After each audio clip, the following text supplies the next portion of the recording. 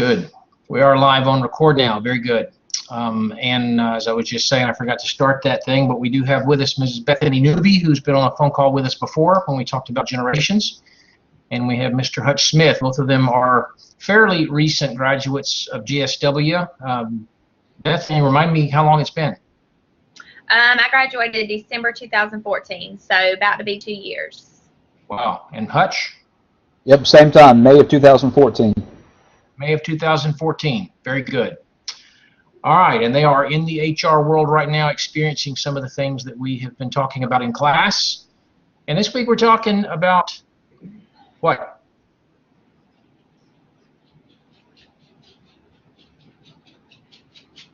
Anyone? Ashley Hauser. This week we're talking about work-life balance. All right. And I think you and Ariel kind of put that together for us. Yes, sir. All right. I'll let one of y'all take the first few minutes of the call here and kind of give us the overview of what that means.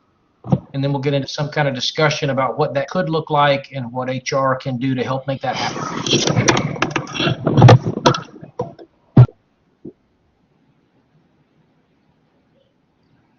Who's going?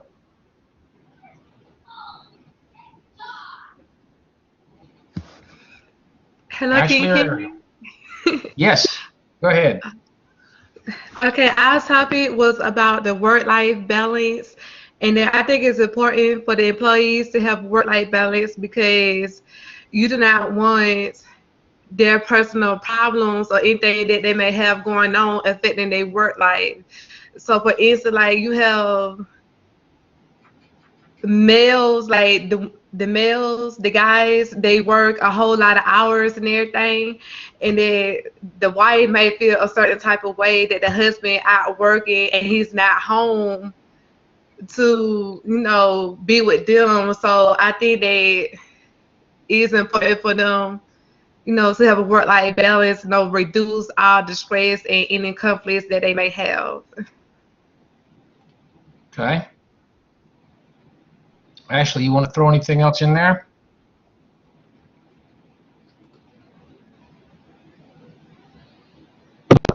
I'm sorry, I think I'm going in and out. Can you hear me? Yes. It's a little bit louder than. Oh, well, I haven't done anything different, so I don't know how to figure this thing out. No, I think Ariel provided a good example of how important work-life balance is. It comes from all perspectives. I mean, there's different issues that arise, and it's important now, it seems, to have more of a flexible and helping accommodate people when it comes to this work-life balance issue. All right, let me interject real quick and tell you something that I was supposed to tell you at the beginning and neglected because I didn't remember until just now. But Hutch is helping out to roll out their open enrollment for benefits, and he's got a meeting to go to tonight to talk about that. So he secured my permission, my blessings earlier today to scoot out a little bit early so that he could go fulfill that essential function of the job. And Hutch, you do have our permission to scoot whenever you need to. Just kind of wave your hand and say goodbye and run out the door if that's what you need to do. Okay? Okay. Sounds good. Thank you. All right. Well, Hutch or Bethany, one of y'all, what does work-life balance mean to you, and why is it important? I think that work-life balance is important because I know, like, whenever I have something going on in my life, it's important to be able to take either a few days off or some hours off, to be able to make up that time or whatever you need to do, because I know if I have something going on, whatever I need to be doing is all that's going to consume me while I'm at work. Therefore, I'm probably going to get no work done, and it's a really good thing that our department recognizes that, so we're able to kind of, if we have to be gone for 3 hours during the day, then we can make that time up coming in early or staying late, however we want to do it. But I do think that it's really important to be able to do that, because whatever I need to do is going to consume me until I can get it done. Okay. Yeah, just to kind of play off of that. So we've actually been having a lot of conversations here at our plant about this. You know, a lot of this is based off changing the generation. So a work to live mentality versus a live to work, and kind of how do we make that transition? How do we allow our employees to focus on what's important to them so that they're more productive and we're able to see the benefits of that? So figuring out a way to really implement that across the board has really been an important topic for us that we're trying to figure out how to implement. So. Okay.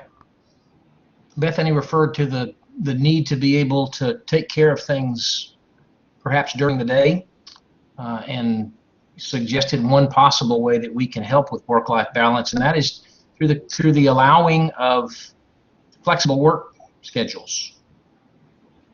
If you need to take a couple of hours today at the end of the day to go do something, just make up those hours at some other point during the week. Come in early one day, stay late one day, work through lunch one day, whatever the case may be. But maybe Ashley H. and Ariel, what are some things that you ladies read about last week as you were preparing for this that also can have an impact on the work-life balance?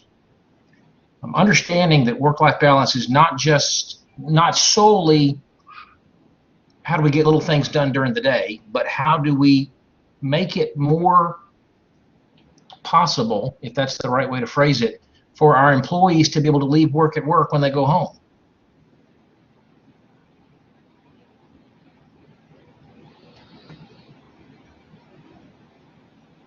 We'll let Ashley and Ariel think about that, but looks like we are now up to 8 members from class. There's only 10, I think, on the roll. This is the best attended phone call we've had all semester. Any of you other folks from the class want to share some thoughts about what this looks like? What are you looking for when you consider the concept of being able to balance your home life and balance your work life and not have them intermingle so much?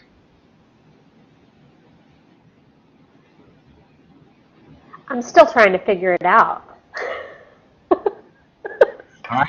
Tell you what, when anytime that you're talking for the first time, introduce yourself to Bethany and Hutch and tell them how much farther you have to go until graduation, so they get a framework of where you are in the process. Okay. Amy, you're first. Okay, I'm Amy Clark, and right now I am anticipated to graduate at the end of summer of 2017. I am an HR specialist right now at the Marine Corps base.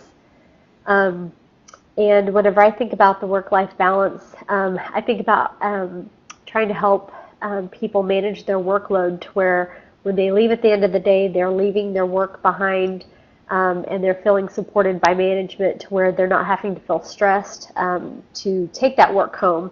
But when they come back in, it's there, but it's not a responsibility that they've neglected if they didn't get something done. And I think that we do that by encouraging people to take off and use their annual leave when they need to, and take care of the things that they need to take care of so that when they are at work, they're productive and they're readily available for work. Okay, good. Who else?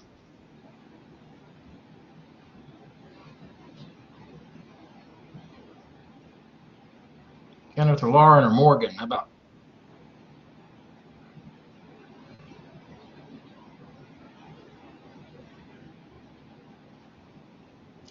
I have a question. I'm Morgan Bell. I'm from Worth County, and I actually will be graduating at the end of summer 2017. At my work, we're offered 3 personal days. I'm sorry. Is that considered sort of like flexibility, work-life balance?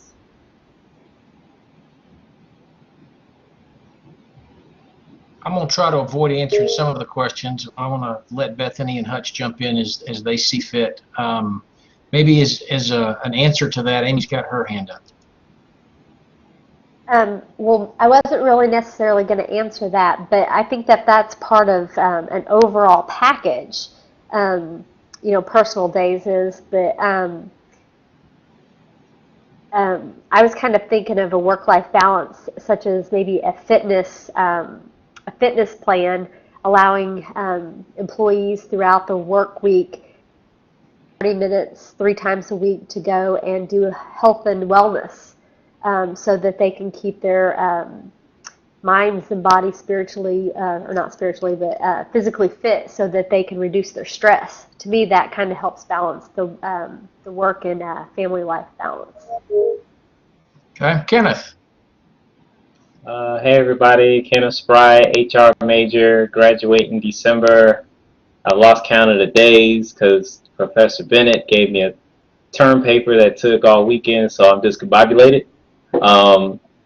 Work-life balance to me, so I'm also a federal employee. They have, the guys in my office, they get to telecommute once every week. So one day out of every work week, they get to work from home.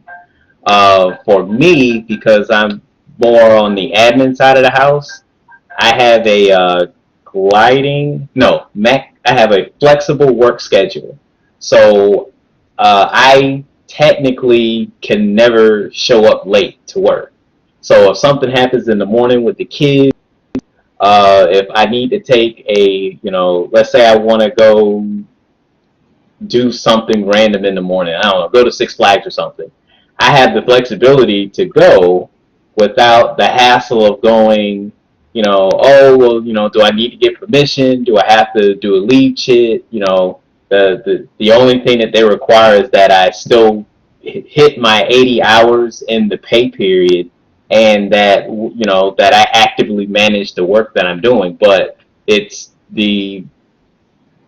put on me to get my work done, and nobody's micromanaging me to get the work done. And at the same time, I have the flexibility to take care of the home life stuff, because I think I'm the only guy with kids in the office, or school-age kids. All right, who else? To answer your question, Morgan, I would think that, yes, that would be considered that. I think that's your company's way of acknowledging that there are some days that you have a personal life, hence work-life balance, and so therefore they give you them days to, I don't know, have a mental health day, whatever you need. I know sometimes I need just a mental health day. I don't need to be there that day. And then Amy, going off of what you said, my husband actually works at the Warner Robins Air Force Base, and they do something very similar to what you were talking about, getting through an hour a week, or I think 3 days a week, an hour, to work out, and they get paid for it. So. Okay. Morgan, on your question, is the intent of those 3 personal days that you use them in blocks of 8 hours or blocks of 4 hours, or can you just pull an hour here and there as you need it? And then if you just need an hour, do they give you the flexibility of working that extra hour tomorrow, instead of having to pull an hour out of this bank? No, sir. I have to take it all in 8 hours. So I work at the school system, so we really can't make up hours in the school system. That would we work make from sense. 7:30 to 3:30. Unless you could argue that doing paperwork and administrative stuff should count, that would kind of make sense. So they basically give you 3 days to kind of do what you want. I think they offer teachers. They offer them a day, one professional day where they go and sit. They don't have a class that day, and they go and sit in a room and do all their paperwork. So they get 1 day for that, but then I think they also only get 3 days a year for personal days, and then they get a day a month for sick day. Okay. I guess I should have asked, what is that in addition to vacation time or sick time? But I guess it is in addition to sick time, but I guess that is their vacation time, kind of the personal days. Of course, teachers have to live with the perception that they get the summer off as vacation time anyway. So Don't forget about that. yeah. Unless they teach college, because then you work year round. And at night. That's what I was about to say. Your work-life balance is just, this is a good topic for you, isn't it? Exactly. I have no idea what that work-life balance thing means because there is none. I do have the flexibility of going home at noon or 3 o'clock if I feel like it, but I do end up picking up some of those hours in the evening doing things like this. All right, let's see. Who else? I haven't heard from Ashley Bundrick or Connor or Lauren, I don't think. What is work-life balance? If you're not in the workplace yet, what do you want your future employer to give you the freedom to do? Or how can they make it easier for you to leave that home stuff at home? Ashley, B. I'm Ashley Bundrick. I'm a senior. I'm graduating this December, and my major is HR. And what I'm looking for in a job is just when I come home, I want them to leave me alone. Don't call me. Don't email me. I want to leave work completely at work, and I want to focus on work when I'm there, and I don't want them bugging me when I'm at the house. And that's really what's important to me. All right. Now, depending on what the job is that you'll end up doing, what do you think is the likelihood that you're going to be able to do that? Because what we want and what we get are not always the same thing.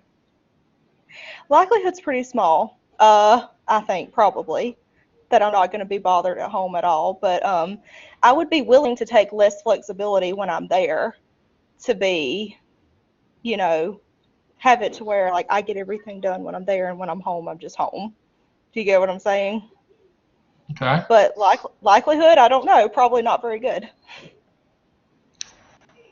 Yeah, I'll tell you, Ashley, I've been looking for that opportunity for a long time, and I haven't found it yet. So when you find it, let me know. Yeah. So, these days it's kind of hard to find. Yeah, so one conversation we've been having here are about cell phones. So we provide all of our managers and upper management with cell phones, and so what's the expectation if an email gets sent late into the evening?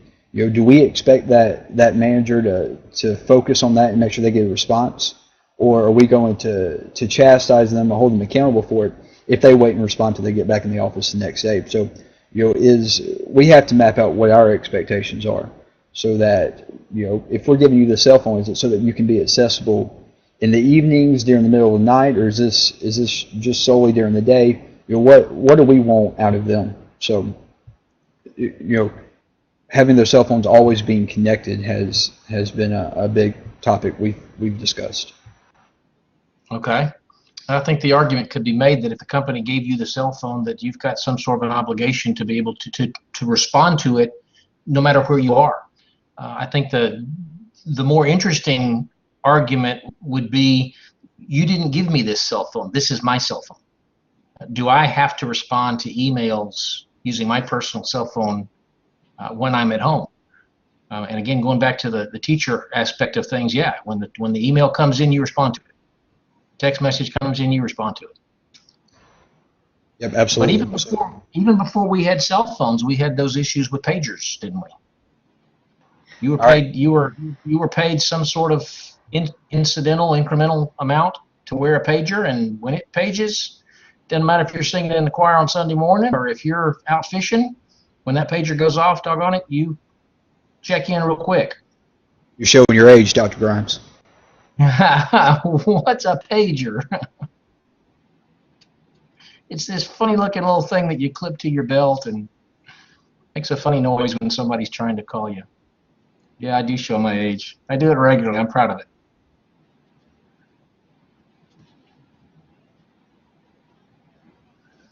Well, let's go back to Ashley Hauser and Ariel Harvey here. I'm sure that as you read about work-life balance, that it wasn't just about how we structure our employees' time.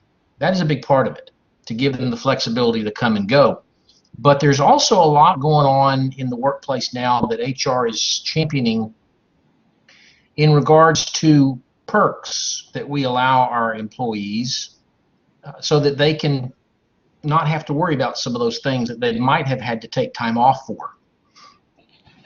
And I think a couple of you have already addressed, I can't recall who it was, but I think a couple of you have addressed the idea of working out, having the gyms at work. That not only falls into the topic of work-life balance, but also into the idea of wellness programs and being well-rounded in terms of our wellness of our employees. But have either one of y'all who prepared for this week, or anybody who's done a little bit of reading so far, been reading about some innovative things that companies out there are doing to help folks get stuff done? Ashley Hauser. Yeah, the one thing I found most interesting was what they're referring to as concierge benefits. And it can be anything like they have meal catering, or they have a specific dry cleaner who come by and you just have your clothes waiting for them to pick up. And usually they'll charge you a little bit out of each paycheck, but it's usually not that large, so you don't really see it. I think that stuck out to me more because my husband just got a new job, and I am having to get up at the crack of dawn to get his clothes to the dry cleaner right now. And they offer that. So I found myself last week asking him, like, you need to look into that so I don't have to get up as early. Okay. Concierge services, things like helping you get your dry cleaning taken care of. What else? Who else can think of something that is a regular part of life that you got to worry about doing as soon as you get off of work before somebody closes, that if they could just figure out a way to help you do it during the day, make your life a whole lot easier, make you more productive? I remember I did a paper on this. Actually, I'm pretty sure it was for your class. And one of the things that I remember most, actually probably one of the only things I remember about it was that it was an idea to have like a daycare at your work. And to me, that would be ideal, because if you think about, how far you have to drive. I mean, some people don't have the convenience of, grandparents or whatever. Some people are going to have to drive probably pretty far out of their way, and then that puts them getting home late, cooking dinner. I mean, I just think a daycare on site is magnificent. I thought that was a really good perk that could be offered. That certainly would make it a whole lot easier to concentrate during the day. And that idea of having to be separated from your child by a distance is one of the two main reasons why we moved from Metro Atlanta down to Americus 19 years ago. 17 years ago, something like that. It was. Oh, I'm so sorry. I thought you were done. That's okay. Go ahead. You'd be there. You could just run them to a doctor's appointment, and then you'd bring them right back. It wouldn't take long for a doctor's appointment or anything. It's just perfect. That's right. We worried about how long it was going to take to get to daycare if something happened, and gosh, in Americus, Georgia, it doesn't take long to get anywhere. Kenneth. I guess I'll just add on to that. My job actually has a daycare on site, and I think the funniest part about it is my kids were in kindercare initially, and we tried out the on-site daycare, and they ended up hiring a lot of the senior management from all of the good daycares that we had seen, and they all work for the daycare that we have at the job. So I thought, it may not be a name brand, but they still have the cream of the crop people there. And like Bethany was saying, it's a whole lot easier to get to and from appointments when I don't have to go out of my way to go pick them up. Okay. That also gives folks the peace of mind of just being able to walk down the hall or walk across the street when they got to get that baby fixed. But you run the risk of baby not wanting you to leave. All right. Have you read about anything else, or does anything else come to mind that would be kind of neat? I got a few tucked away, but I want to see if you've got some ideas before I share them. Connor or Lauren?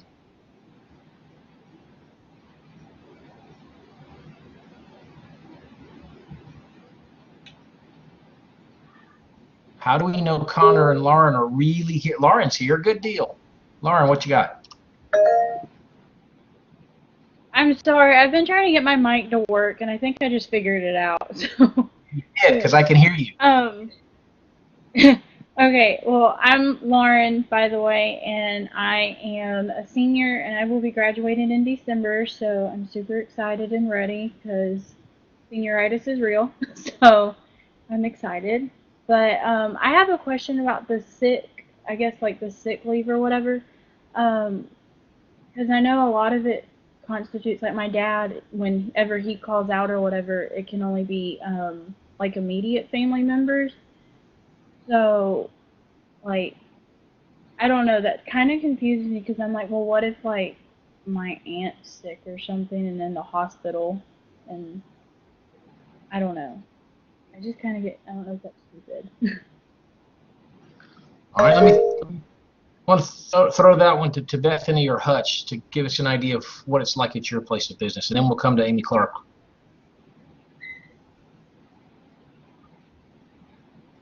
How does it work where you are, Bethany? It's just immediate family, you know, kids, husband, stuff like that. Once you get into extended family, it doesn't really work that way, and that's honestly even with bereavement leave as well. You know, if your brother-in-law, I know one of my good friends at work, her brother-in-law passed away, and she did not get bereavement, even though, you know, he's like family. That's not considered immediate family under our policy. So there has to be some cutoff line, and unfortunately, you know, it gets cut off about right there, once you get past kids and husbands. So that's how it works with us. What about you, Hutch, at your company? Yeah, same situation. So we have a policy that outlines it's got to be immediate family to receive time off for any instance like that. Outside of that, you certainly have the opportunity to have that interactive conversation with your manager to see if they can allow you to be off to go take care of that.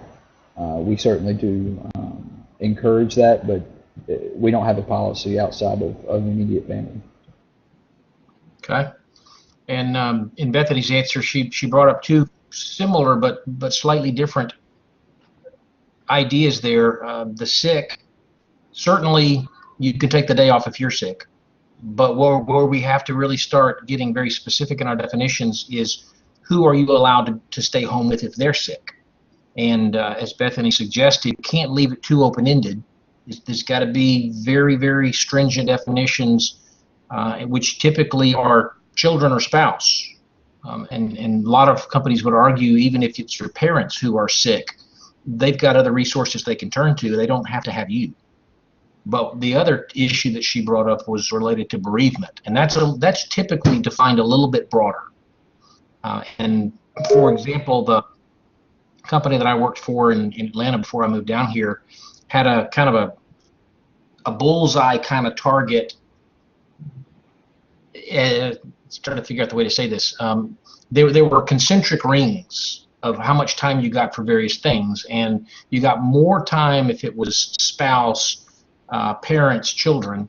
You got a little bit less time if it was an aunt or an uncle, a grandparent, but they were very, very clearly defined. And even then, as I think Bethany suggested, there are times when I would argue that I need to go to Linda's funeral because she was like a mother to me. Well, I don't care if she's like a mother to you. She's not a mother to you. You know, we got to draw some lines somewhere. All right, at this point, let's go to Amy, who's been waiting for a while. I feel like a radio talk show host. Pretty much that's how the federal government is. We have, you know, the FMLA, but then we also have the Family Friendly Leave Act, which is expired, but the Office of Personnel Management kind of incorporated it into their leave policy now, which pretty much covers anybody from a cousin to your husband's cousin. And you can take sick leave, but they have restricted the amount of hours that you can use for that. And those hours are also deducted if you've used FMLA to care for any child or parent. So they've restricted it, but yet they've opened it up to where you do have some leeway so that you can go to a funeral for a cousin or an uncle of an uncle. All right. While I was blabbering a little while ago, somebody else threw their hand up and removed it themselves. Bethany's got hers up now. Your turn, lady. It was me. I had lost my train of thought, and then her conversation reminded me again of what I was thinking, because I was trying to listen to you but not forget what I was going to say, because it was just another thing that is kind of interesting. We also, you know, ours is husband and kids. However, the only exception in our policy is if you live with your parent. So actually, our human resource manager is not married. She actually lives with her mom. So all of her, you know, she goes to doctor's appointments with her mom and everything like that, and it doesn't get counted against her because she lives with her. I think that is probably what you would see as a very common variation on the policy. And the reason why we typically have spouse and children is because that's who you live with. So I think employers would be a little bit more understanding if it is somebody that you actually live with. All right. Well, have any of you come up with any other ideas of things that progressive businesses can do to make it easier to focus during the day? And I'm waiting for somebody to bring up things like Google and what they offer their employees. Ashley Hauser. I know some bigger companies that are getting real innovative are also offering like nap times throughout the day, where they're providing like a break room where you can go take a 10 to 15 minute nap, come back, and a lot of it's relying on some studies that have shown you actually are more productive after like a 10 to 15 minute nap. All right. Quick show of hands here. How many of you could be functional after a 10-minute nap, and how many of you could actually get a sleep in 10 minutes? Ashley could. Bethany could. I do it on my lunch break. I do. Wow. I do too. I do too. Pretty typical for me to lay there for 30 or 45 minutes before I fall asleep. I'd be worthless. And if I try to get up after 30 minutes, you don't want to be around me. Sir, that's like their youth. Say that again? That's their youth speaking. Oh, that's their youth speaking. Okay, I catch the subtle undertones of that. Yes. Yeah, while it's a positive to them, it's a very direct slap at me. I understand that. Okay, I'm good with that. Not just you, sir. I have all night. Ashley Hauser. No, it's not just you. They do say most people become groggy after they've been asleep for about 30 minutes. Yeah, we have one of my great friends at work. She actually just hit her 50th birthday. She goes home and takes a nap on her lunch break too, and she comes back ready to go. So it may be more common than y'all think. It may just be women, but she's got to live very close to the office. That's for sure. Yeah, mine's in my car. I will nap in my car. I don't live close enough. All right. Well, Bethany, what do you think about the organization creating a little quiet room where you could go with some Barco loungers? I think that is a great idea, especially with us being a furniture company. I have made this suggestion for them to move us some couches somewhere. I know there's a lady actually across from our break room. She has a couch in her office, and I asked her numerous times, does she ever just take a nap on it? And she says that she does. And there we go, woman again. But, I really do think they're beneficial. I mean, there are days that at about 11 o'clock, I cannot hold my head up, and I'll go to my car and I'll take a nap. It does take me about 10 minutes to fall asleep, and I get up about 10 minutes before I have to go back in. But I'm so much better that afternoon. So I really do think that would be beneficial for the people who can do it. There are probably people who couldn't get back up and function, but hopefully they would be mature enough not to go to sleep on their lunch break if they can't function afterwards. Well, I've read that Thomas Edison was famous for sleeping very little, but taking lots of little bitty naps at work. So, Bethany, you may have stumbled onto something there. It worked for him, and maybe that's poising for the greatness that he achieved. Maybe so. All right. Let's see here. Connor, I'm still not sure that you're on the call. I can see your name there, but I haven't seen any activity from you. You got any thoughts about what companies can do? And let's make sure that we focus. What I think is, hang on a second, Connor. When we look at the people on the call, we're talking about Gen Y, aren't we? One of the things that we got to be thinking about is what do we need to do for the younger folks? What's going to be appealing to the younger folks? Now, Connor, let me hand it back off to you at that point. well, to me, I think that whole break room with the 10 to 15-minute nap, for me, it takes me a long time to go to sleep, so I wouldn't be very productive afterwards. But if you give them like time to play on their phone or do something like that to keep them kind of, their mind right, you can be a lot more productive later on in the day. Okay.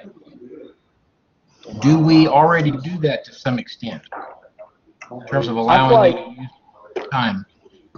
I feel like some people do. Like with fantasy football, people are on their like probably at least 20% of their workday anyway. So a way you could fix that is, have a manager come around to them and check them periodically. Okay. What else have you heard about? Anybody?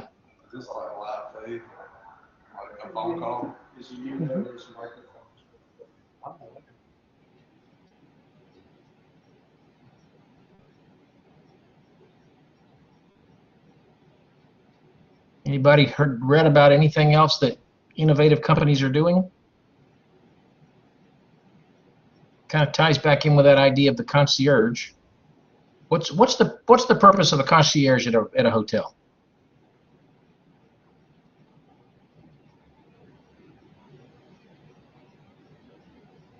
Who's been to a hotel? I'll be honest, I've never actually used the concierge for anything. I figure that they're there to give me ideas on what that city or place has to offer, what's going on in town for the day. Okay. That wasn't a real good example because, the concierge at a hotel is more informational than anything else. But the concept is relatively parallel. The purpose of the concierge at the hotel is to take on some of the load for you in terms of the thinking and the planning so that you're freed up to do something else. And then you check back in when the thinking has been done, and then you just follow the directions that they give you to make things a little bit easier. Lauren. Is my camera? I think my camera's working. You're good. I read Airbnb gives their employees a $2,000 stipend each year so that they're allowed to travel and stay in one of their locations. I thought that was pretty cool. Like, I would love that. Okay.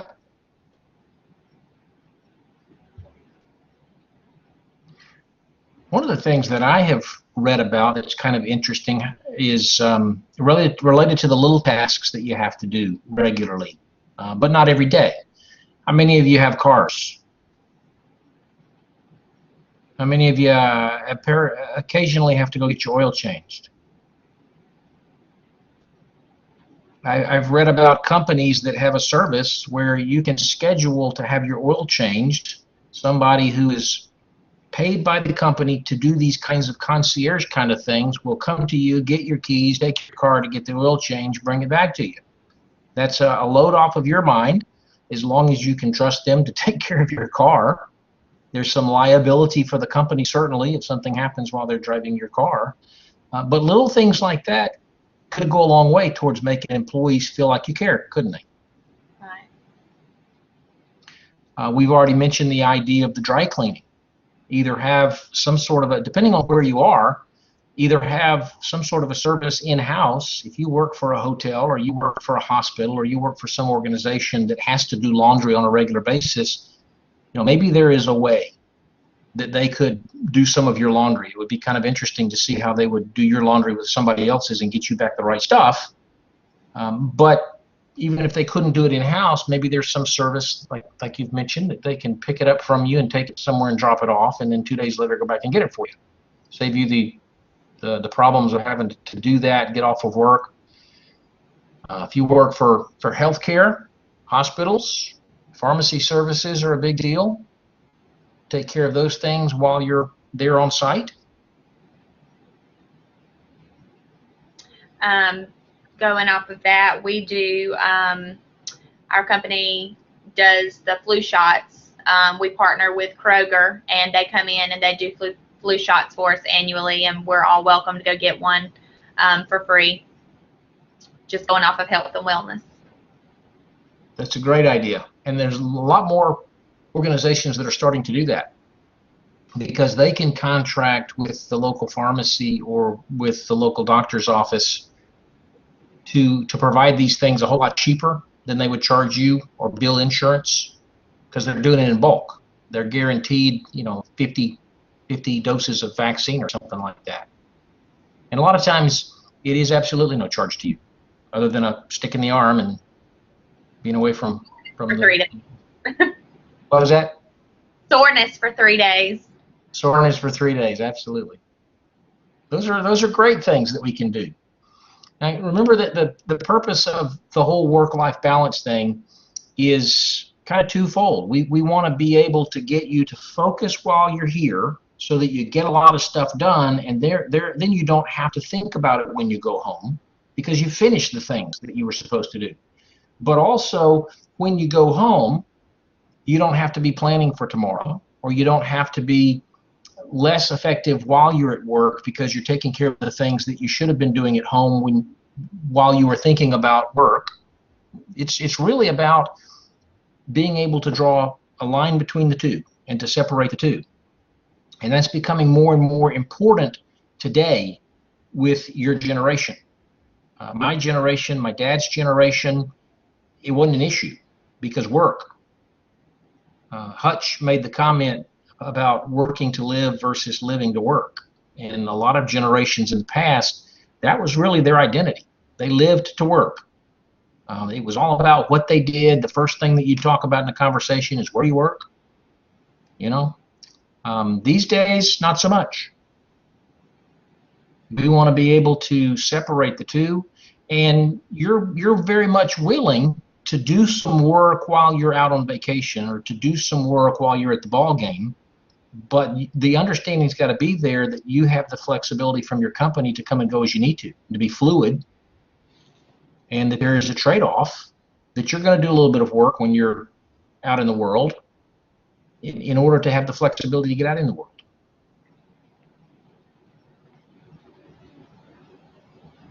The phones are going to be a big issue.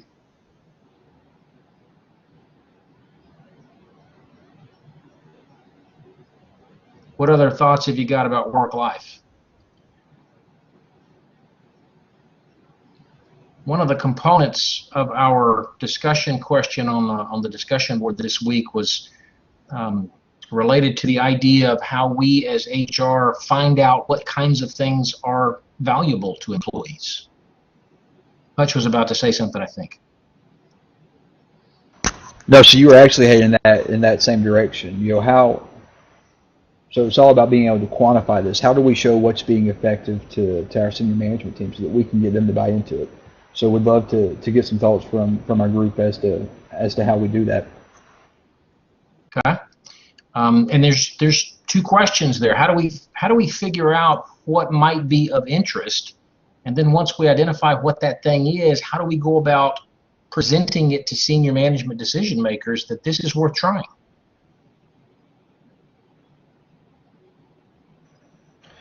So I think it's really. Go ahead, Hutch.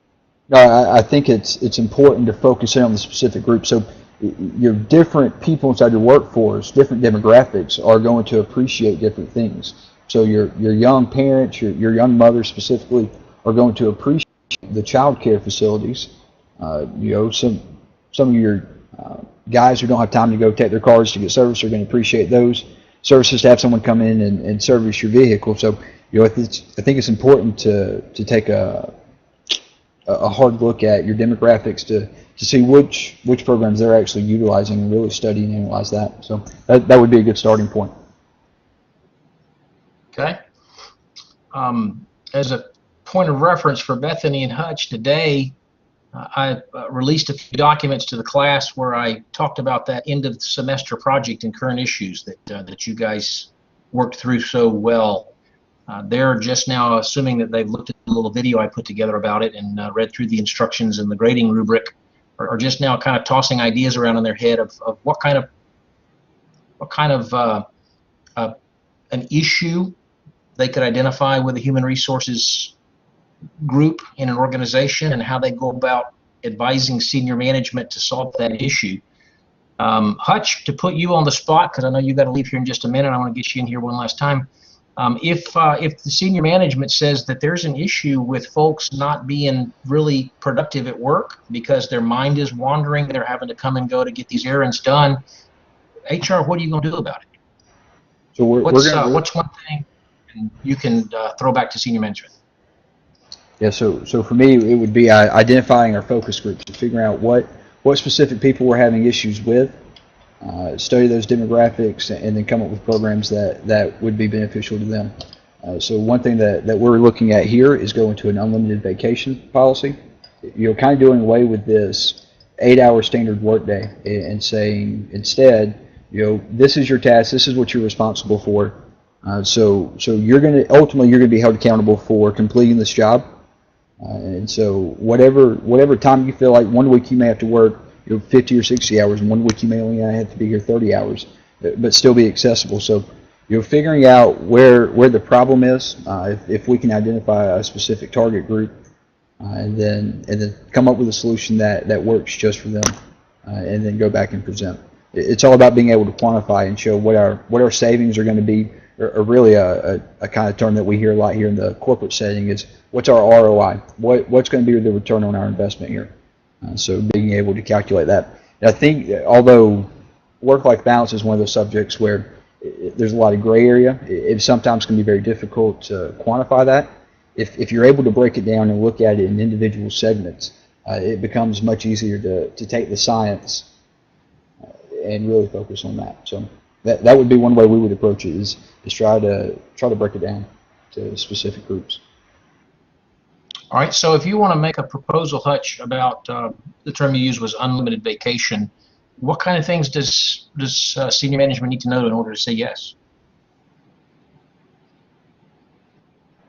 So focus on the productivity aspects. What are we going to gain? If we take out of paying someone just regular 40 hours a week, if we allow them just to complete their jobs, just to focus on their assignment, they can do that, with flex time from working at home. How much more are we going to gain, and how much more productive are they going to be as an employee? It's important that, so there are several studies out there that say after someone hits 50 hours in a work week, their productivity drops by almost 50%. So if we're able to identify ways to help them be more productive, be more successful, then ultimately we can quantify that to show where we're going to pick up the benefits at. So that's really an area to focus on. All right, Bethany, your turn. You want to make a proposal to senior management that it would make sense to create a nap room. What kinds of things immediately go through your mind that you're going to have to answer to senior management to convince them to do it? I'm sorry, I didn't hear. I lost you. Say okay. It. All right. You want to make a proposal to senior management that it makes sense to create a nap room. What is that? The nap room, the room in the organization. Nap room. I thought you said app room. I was like, what is an app room? Yeah. You want to create an app room. Come on. Okay. Now that I know what you're saying, finish. Yes. Finish the question. When you said app room, I was thinking, what is he talking about? What is that? Okay. I didn't listen to the rest of the question. you want to create a room where folks can go to take naps. How are you going to convince senior management?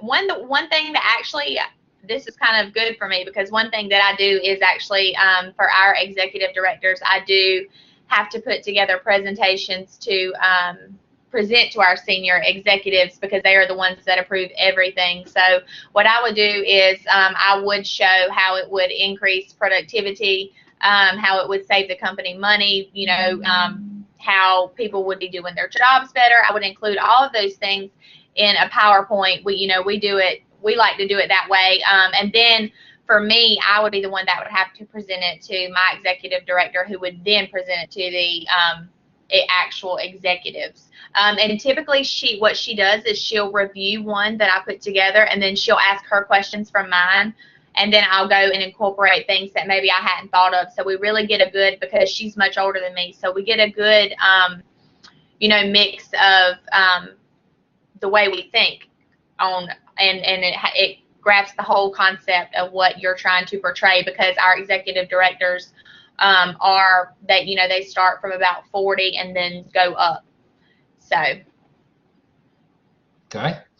What do you think of the, before I ask that, again, Hutch, I know you got to leave here shortly if you haven't already gone, and you may not know how to get out of this phone call since it's your first time on this Collaborate thing. In the upper left-hand corner of your screen is a little black circle with 3 horizontal lines. When you get ready to go, you click on that. It'll open up a menu down at the very bottom. There's a little white door with a red arrow. You click on that. And then it'll ask you to rate the call. You submit that, and you're out of here. So, again, you just kind of scoot whenever you need to. I know it's about that time because I think you said your meeting's at 9. It is.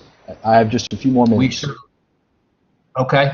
And if you have to scoot while we're talking, again, thank you for your time tonight. I really appreciate seeing, not only seeing some of my former students come back in, but to get their wisdom that they've gleaned in just a couple of years on the job, because they can relate to most of my students a whole lot better than I can. So Bethany and Hutch, both of you, thank you for your time tonight. Back to what I was about to ask. So we're going to continue with this idea just in the last few minutes here on our phone call about a work-life balance scenario where we believe that creating a room that is set aside for the purpose of taking little cat naps, because we think that'll help to rejuvenate our people and get more productivity out of them. One of the first things that I think senior management's going to ask is, where are you going to put this thing? And then one of the next things you're going to ask is, what's it going to cost to put the pieces of furniture in there that they're going to use to nap on? So how do you go about anticipating those kinds of things, and how do you answer them, Bethany? How I would answer that is, we actually have a whole open office in the back of my department. So, and it's actually pretty big. But, you know, not being partial, because I know what's in my department and thinking, you know, kind of outside the box.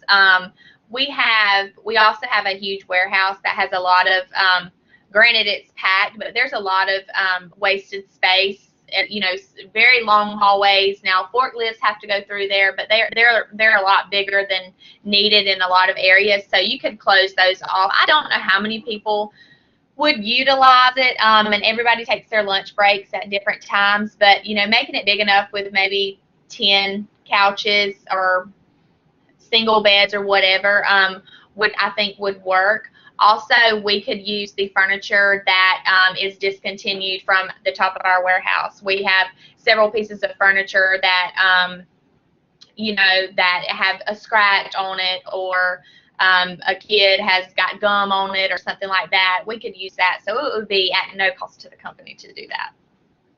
No additional cost. No additional cost. Just please put me a bed back there, please. All right. I think I'm going to give students a chance to weigh in here. If they were the CEO, what kind of questions they would ask. But one thing I would ask is, are you kidding me to actually put a bed in there? Do we not open up so many possibilities for things to go really, really wrong, putting a bed in there and encouraging people to use it? I can only imagine what our GM would say. Yeah. I mean, a couch works the same way. A bed, a couch. You can do whatever on both of them. So I'm just saying, put a bed there. That's kind of why I was thinking in terms of a Barco lounger earlier. You have a much more limited possibility set. Okay, separate the rooms. Guys in one room, girls in another. It would cost us a little bit to build a wall. So, but I'll fund that if they'll do it. These days, it's not quite as simple as just saying girls in one room, guys in the other. That's exactly what I was about to say. If they're going to put us in I that, identify as a girl today. I don't see a I problem. may identify as a girl today. I didn't hear All you. right. What? I said I might identify as a girl today, and then what are we going to do? That's another discussion for another week. The point exactly. All right. Folks in my class, y'all have any questions for Hutch or Bethany before we need to let them get out of here, either related to work life in general or about either of these specific situations we brought up, or about advice for what you need to be doing once you get out of this class and this program?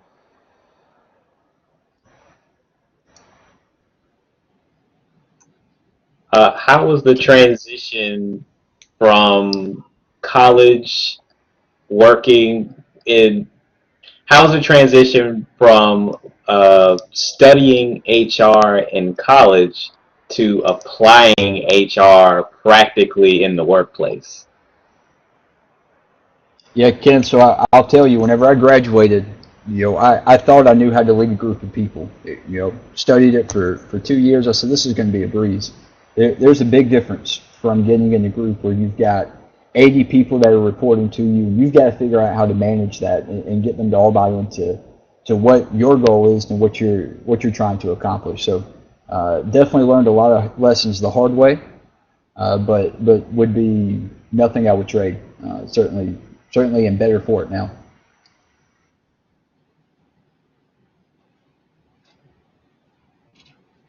Your turn, Bethany? I think the transition for me was pretty good because a lot of what I do is by the book, I would say. I do a lot of in-depth research before we do things. So I actually have all of my HR books at the top of my desk, and I actually pull from those before I go to Google, because I spend a lot of times in the books. Most of the time I can go right to the page of whatever I need, and then I can pull right from that. And I'm putting stuff into, like I said earlier, into projects. So for me, it wasn't, what I do is a lot like school. It's putting it into a presentation or writing it down and showing how this will work in order for me to present it. I did a lot of presentations. I did one for Mr. Grimes. I did some for Mr. Bennett. So a lot of mine is very similar to school. Taking what you know and being able to present it, to your executive director or your boss or whoever. And not reading off of a paper. I will say, I think it was maybe Mr. Bennett's class that was very strict about that. He didn't want you to read off of anything, and I think that's good because it makes you really have to know your information. Okay. Bethany and Hutch, are y'all still active in SHRM memberships to be able to research? I am. I'm not active as in like an active member, but I still pull stuff from it where I can get it. That was one of the first things I asked my company whenever I went there, because my membership was expiring in a few months, and I asked if they paid to renew that, and they didn't, so I didn't fork out the bill for it either.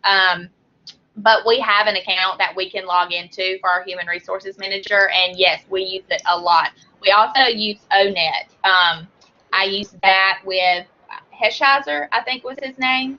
He introduced that. I actually do a lot of that with job descriptions. I actually had that strategic compensation book out today, pulling stuff out of that for my executive director. So a lot of the stuff that I learned from the books was very beneficial, for sure. It was not a waste. All right. Hutch? Yeah, no, same thing. So we have the Albany SHRM chapter here, so we're very involved. They do monthly meetings that we attend very often, so very beneficial. For me, it's a huge networking opportunity. So I've met some top-level executives who have been there, gotten to see several people come in and present, so certainly something I recommend. All right. Well, folks in the class, 9:01, we need to wrap this thing up. Any last things y'all want to toss out there or ask out there? before we start logging off?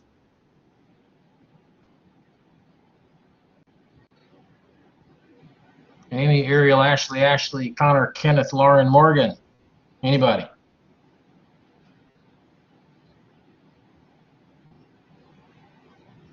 All right, I'm not going to delay the point. I can hear the World Series on in the other room. Go find out what the score is.